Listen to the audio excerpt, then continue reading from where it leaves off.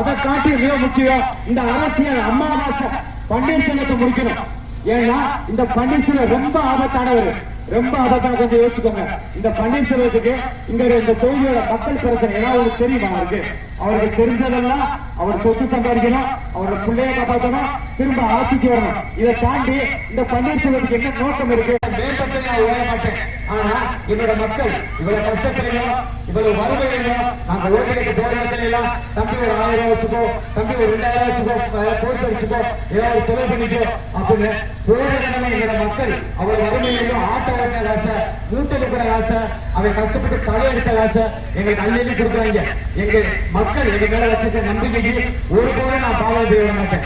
கொஞ்சம் யோசிச்சு பாருங்க. நம்முடைய வேட்பாளர் இதே தொகுதியில 3 வேட்பாளர் போட்டிருக்காங்க. ஒண்ணு நம்ம அமாவாசை பன்னீர்செல்வம். அமாவாசை பன்னீர்செல்வம் கிட்டத்தட்ட 15 வருஷமா ஒண்ணும் செய்யலாம். அமாவாசை பன்னீர்செல்வம் 15 வருஷம் ஒண்ணும் செய்யலாம். இன்னொரு பக்கம் நாராயணசாமி அதிமுக கிட்ட 35 வருஷம் இதே அதிமுக தமிழ்நாட்டில் போட்டிட்டு இருக்கு. அதிமுக 35 வருஷம் பிடிக்கல. கொஞ்சம் யோசிச்சு பாருங்க.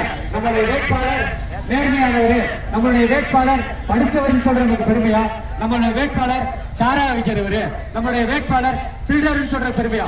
என்னுடைய மக்கள் சாதாரண ஓட்டைனா உன் பன்னீர்செல்வத்தை சாதாரண விட்டு போயிருவேன். என்னை சீண்டுல உன் பன்னீர்செல்வத்திலிருந்து அவன் மய முதல் கொண்டு எல்லாமே சந்தி செஞ்சு வச்சுட்டு போயிருவேன். இந்த பன்னீர்செல்வத்தை நாளைக்கு இந்த 10,000 முகம் கட்டணம் வாங்கிட்டு போயிருவேன். என்னுடைய வாழ்நாள் லட்சியம் திமுக ஒழிக்கிறது. இந்த பன்னீர்செல்வத்தை என்னைக்கு தோக்கடிக்கிறோமோ அன்னைக்கு தான் நாங்கள் ஓய்வோம். இந்த பன்னீர்செல்வத்தை போடி தூக்க நான் நுழைய வர மாட்டேன். ஞாபகத்தில் வச்சுக்கோ.